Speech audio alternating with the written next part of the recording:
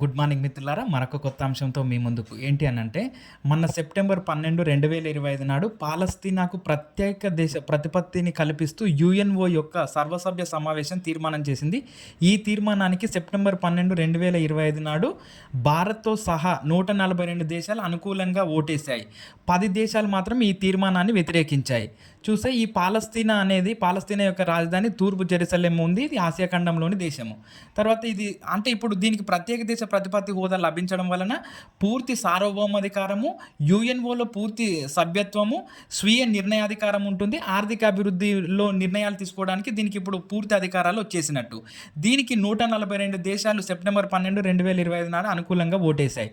10 దేశాలు మాత్రం ఈ తీర్మానాన్ని వ్యతిరేకించాయి. ఇది మనకి ఇప్పుడు ఉన్నటువంటి కరెంట్ అఫైర్స్. చూస్తే మిత్రులారా, మరి యుఎన్ఓ గురించి తీసుకుంటే యునైటెడ్ నేషన్స్ ఆర్గనైజేషన్ ఇది 1945 అక్టోబర్ 24న ఏర్పడింది. దీనిలో ఉన్నటువంటి ప్రస్తుతం 193 దేశాలు సభ్య దేశాలుగా ఉన్నాయి. శాశ్వత సభ్య దేశాలు అయితే 5 ఉన్నాయి. Britain, France, Russia, America, China, BFRAC. Britain, France, Russia, America, China ఈ 5 దేశాలు మాత్రమే శాశ్వత సభ్య దేశాలుగా ఉన్నాయి. ప్రస్తుత ప్రధాన కార్యదర్శి ఆంటోనియో గుటెరస్ గారు ఉన్నారు. దీని హెడ్ క్వార్టర్ అంటే ప్రధాన కార్యాలయం న్యూయార్క్ నగరంలో ఉంది. అమెరికా దేశంలో ఉంది ఇది. తర్వాత ప్రధానమైనటువంటి లక్ష్యం ఏంటి అని అంటే ప్రపంచ శాంతి భద్రతలను కాపాడటం, దేశాల మధ్య స్నేహపూర్వక సంబంధాలు నెలకొల్పడం, మానవ హక్కులను కాపాడటం అనే లక్ష్యాలతోటి ఇది ఏర్పాటైంది. తర్వాత దీనిలో ప్రధానమైనటువంటి అంగాలు 6 కలవు.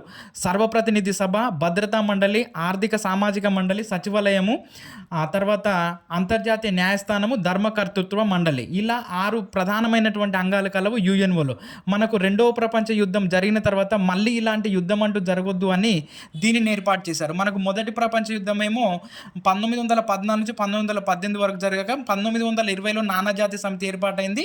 ఆ నానాజాతి సమితి విఫలం కావడంతో 2వ ప్రపంచ యుద్ధం జరిగింది. 2వ ప్రపంచ యుద్ధము మనకు 1939 to 1945 వరకు జరగగా ఆ 1945 తర్వాత మళ్ళీ ఇలాంటి యుద్ధం జరగొద్దు అని ఏర్పాటు చేసిందే యుఎన్ఓ గురించి ఇది మన కరెంట్ అఫైర్స్. ఇది ఇలా చదువుకుంటూ వెళ్తే మనకు కంటెంట్ కూడా ఈజీగా పూర్తవుతుంది మిత్రులారా. మన ఛానల్ తప్పకుండా సబ్స్క్రైబ్ చేయండి, షేర్ చేయండి మిత్రులారా, మర్చిపోకుండా.